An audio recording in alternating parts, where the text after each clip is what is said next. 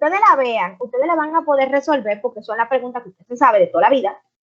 Las preguntas que usted se sabe, pero necesitan tiempo porque hay que verificar ciertas cosas, como los cálculos de dosis y como esto aquí, que tiene muchas cosas y uno se puede volver loco y puede poner sin querer una cosa mala porque se equivocó con un valor. Y están las preguntas que usted no tiene ni idea de dónde sacaron esta vaina, pero igual se pueden resolver. ¿Con qué? Con nuestro maravilloso método de descarte. ¿Verdad? Un agradecimiento a Darío González que me enseñó sus fundamentos. Yo le doy su payola al tipo, se la merece. Ok, entonces miren estas preguntas. Aquí yo tengo unos casos clínicos que normalmente yo trabajo en Pharma 1, que lo que dieron Pharma 1 conmigo van a reconocer porque fue con lo que aprendieron ellos también. Esta primera pregunta, ustedes verán que de hecho se puede aplicar a Pharma 2, más a la teoría que aquí realmente. Fíjense que tiene 13 líneas. 3, 6, 9, 12, 13. Pero no todo lo que está ahí es importante y algunas cosas se pueden resumir.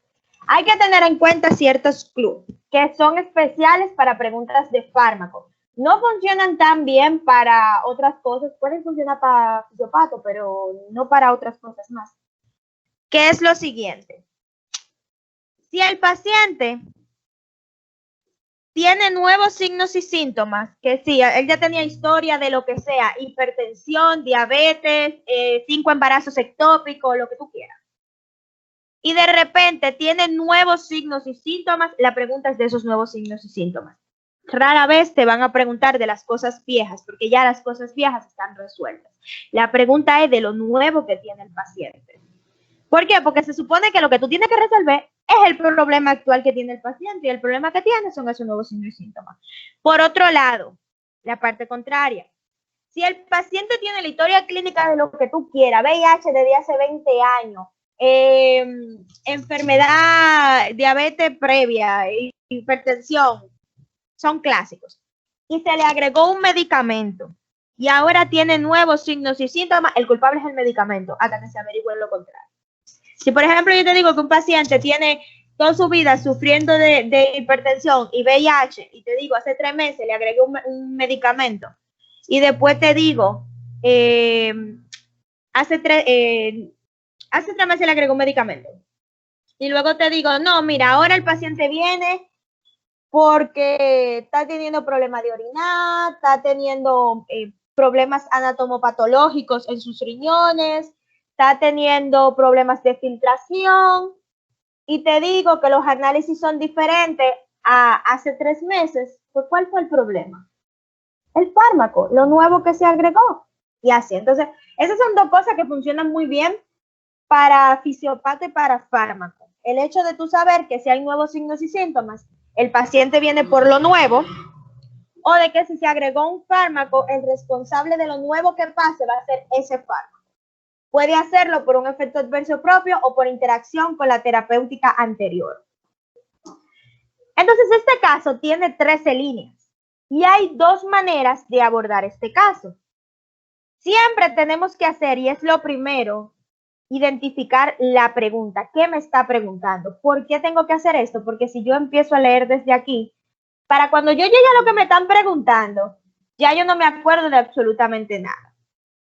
Otro clue que funciona específicamente para preguntas de fármaco, y este conocimiento no solo se puede aplicar aquí, sino también para asuntos de STEP y cosas como esa, es que información importante de fármacos siempre estará cerca de la pregunta. Ejemplo, aquí te dice,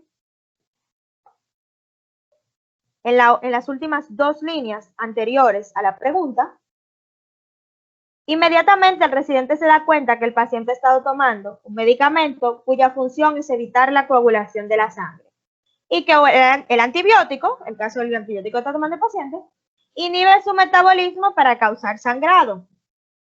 Se necesita remediar la situación inmediatamente. Ya, esos son todos los datos que tú debes saber. En general, te están hablando de un fármaco que causa sangrado y te están hablando de que lo mezclaron con un antibiótico y el paciente se está desangrando. Lo más probable es que sea un fármaco relacionado con el P450, cuyo metabolismo está siendo interrumpido. ¿Y cuál es el fármaco para la sangre que se relaciona más con el P450 y que es bien escandaloso? Dime, Lisbeth. Dime, Anderson. Profe, te está preguntando eso ahí, ¿verdad? Ajá, La warfarina, ¿no era? exacto, warfarina.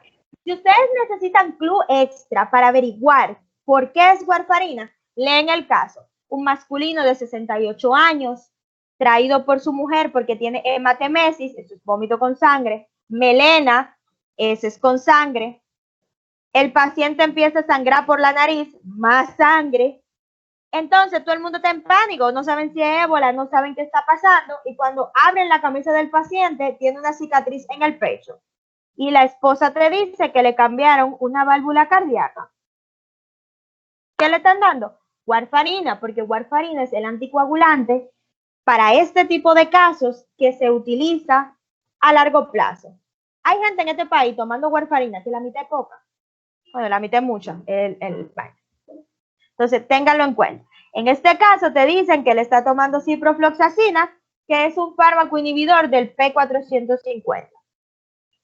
Y todo eso para ellos decirte cuál es el antídoto inmediato para la warfarina. ¿Quién sabe cuál es el antídoto inmediato?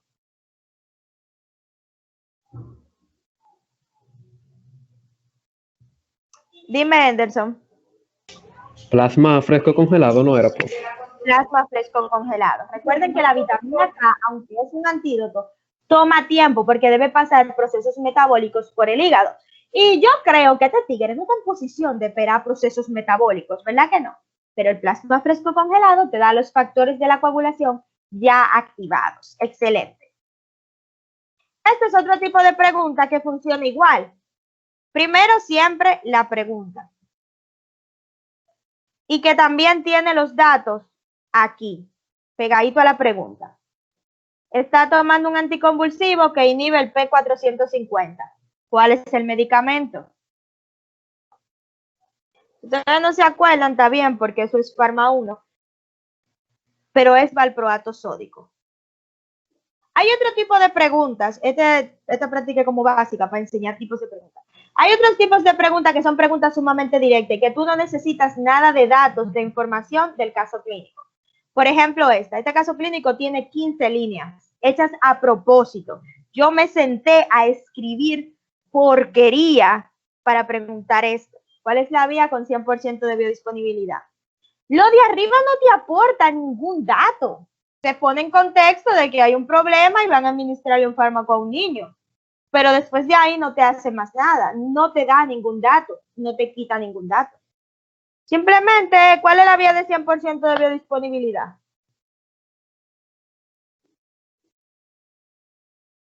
Yo lo voy a devolver por forma 1. Dime, Anderson. Intravenosa, profe. Intravenosa, profe. Intravenosa. Se van a devolver por forma 1 todito. Voy a hablar compuesta, nos vamos a quemar todito. Las preguntas con diagnóstico son un poquito más complicadas porque tú tienes que salir a buscarlos tú. Pero hay algo importante. Es muy común que preguntas de diagnóstico sean de este tamaño, sea extra grandes. Así que para no distraernos, ustedes tienen que enfocar su mente en las cosas que te diga el paciente que tiene positivo. Es decir, las cosas que el paciente sí presenta. Esta paciente, por ejemplo, tiene fiebre, tiene dolor en las articulaciones, tiene eritema en la cara, tiene anticuerpos ANA positivo y tiene antistonas positivo. ¿Qué tiene? Dime, Jason. Lupus medicamentoso. Lupus medicamentoso. Encima te dice, mira, le pasó lo mismo tomando hidralacina. ¿Estamos claros? Hay cosas que el paciente no tiene. Por ejemplo, aquí dice, niega pérdida de peso, úlceras mucosas o fotosensibilidad. Ella lo niega. Si ella dice que no, no es importante. El único momento donde un dato que un paciente no tenga te va a ser crucial va a ser cuando tú enfrentes dos patologías que sean iguales. Ustedes ya debieron haber visto patologías que son lo mismo, pero tú la diferencia porque un paciente presenta algo y el otro no. Entonces, este es el caso. Esta es una pregunta de 2 pasos. Existen preguntas que son así. Esta está súper fácil porque nada más para ejemplificar el asunto. ¿Por qué es una pregunta de 2 pasos? Porque ellos te dicen cuál es el segundo mensajero de la proteína G asociada a este receptor. Primero tú tienes que ubicar el receptor para identificar cuál es la proteína G asociada. Y una vez tú identifiques cuál es la proteína G asociada, tú puedes saber cuál es el segundo mensajero. Esta pregunta puede tomar un poco de tiempo dependiendo de qué tan relacionado con el tema tú estés. Por ejemplo, aquí te dice, es un agonista beta 2. ¿Cuál es la proteína G asociada a los receptores beta 2? Dime, Smarly. La GS. GS.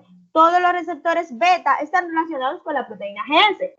¿Y cuál es su segundo mensajero?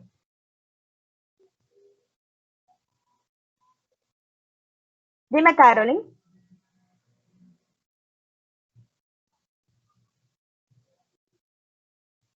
Dime, Caroline.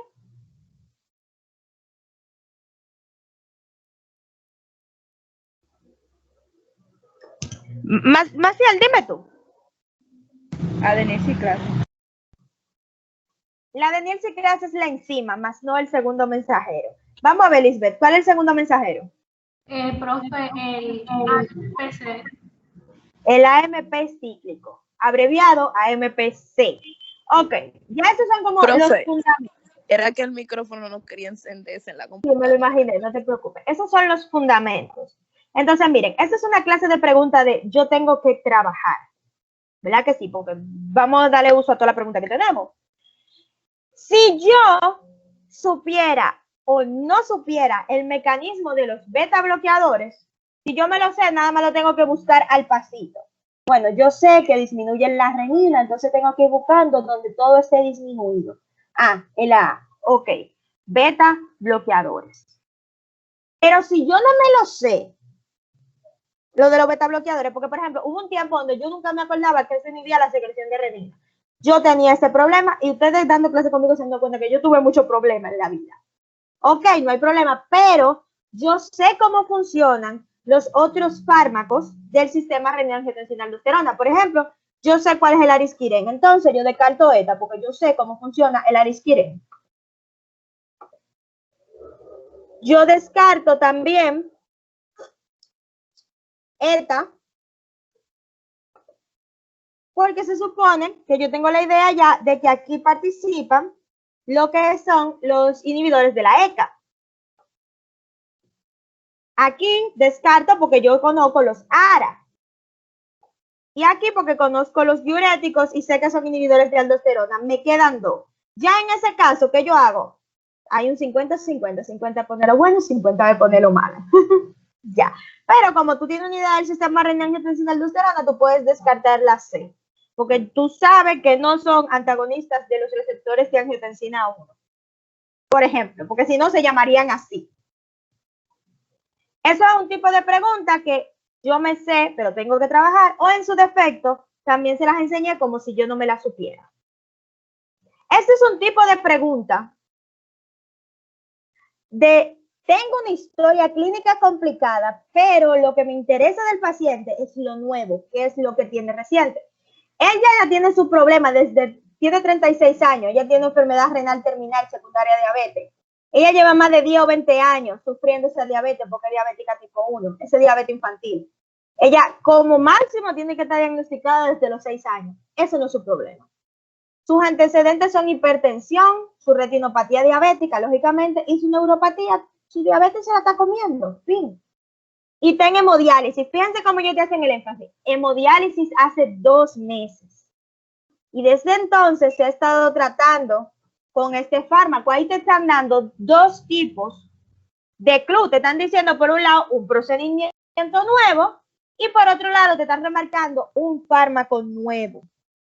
Ya todos estos fármacos, ella lo tenía y tú sabes que los tenía porque arriba te dice antecedentes. Esto es viejo, esta es su historia antigua. Al final, ellos te hacen el énfasis de nuevo que lo que a ellos les interesó fue subirle la hemoglobina. Y te vuelven a decir, los últimos 2 meses. La pregunta original de cuando yo hice este caso clínico era esta nada más, pero dije, no, déjame yo también que investigue en esa cosa. Entonces, era esta. ¿Cuál de las siguientes complicaciones se puede ver en esta paciente por el tratamiento de la anemia? Incluso, o sea, había gente que si me ponían la 1 mala, yo lo podía chilear, porque ok, está bien, ella tiene 20.000 tratamientos. Pero señores, por Dios, lean las preguntas primero para que ustedes vean que era por el tratamiento de la anemia. Esta es otra clase de preguntas que ustedes pueden trabajar si no se saben, descartando. Por ejemplo, ya ustedes saben que angioedema es secundario a IECA, pero también hipercalemia es secundario a IECA. ¿Por qué? Porque no se está creando aldosterona y la aldosterona, ¿qué hace? Botar potasio. Esas dos quedan descartadas. Hipoglucemia es un mecanismo que es secundario al tratamiento para la diabetes, es decir, a su insulina. Vamos a poner otro color. Y ya nada más te quedan 2 tipos, la diarrea y empeorar la hipertensión. Ya es 50-50. ¿Están viendo? Eso es parte de los procesos. Calcitriol podría causarle la diarrea porque le aumenta la absorción de calcio y eso aumenta la cantidad de contracciones. Este caso es un caso muy particular y es muy interesante porque aquí tú tienes que leer la pregunta, que es esta, era la número 1, originalmente. Lo que pasa es que yo le agrego otras preguntas cuando hago los casos para hacerlos más didácticos, para que puedan investigar más cosas y se orienten más. Es muy interesante porque esta tiene 2 posibles respuestas que técnicamente son igual de correctas, que son la A y la B. Vamos a quitar toda la otra.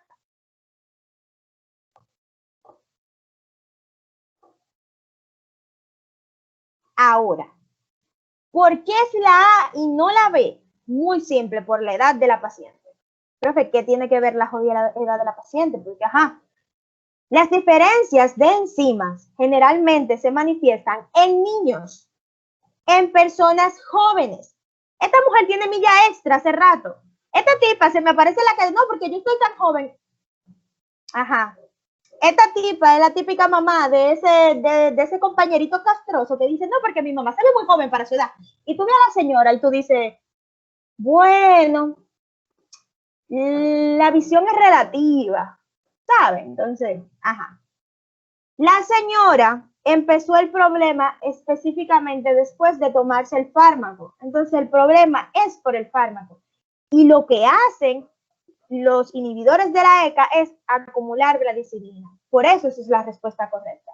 Para que fuera la B, tiene que ser primero un paciente más joven y segundo, que haya tenido antecedentes de un caso similar y que no haya sido secundario a este fármaco. Otra cosa, que si ya tú tienes la predisposición genética y te dan el fármaco, y vamos a decir que sí, que en este caso tú debutaste con el fármaco, el inicio de los efectos adversos va a ser mucho antes. Ella duró 2 meses. En el caso de un paciente con la B, tenía que ser más temprano, porque ya él tiene la predisposición genética.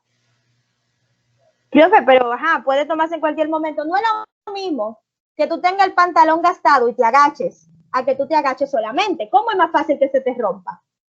Con el pantalón gastado, pues, eso mismo. Y así, razonamientos como ese se le puede aplicar a muchos casos. Este es el fundamento para tú tratar casos clínicos. Recuerden que para que funcione, lo primero que ustedes deben hacer, si no lo están haciendo todo mal, es leer la pregunta y visualizar las respuestas. Ustedes visualizan las respuestas rápidamente. Así ustedes saben de una vez si la respuesta ustedes se la saben, si hay que trabajarla o si hay que descartarla. ¿Alguna pregunta?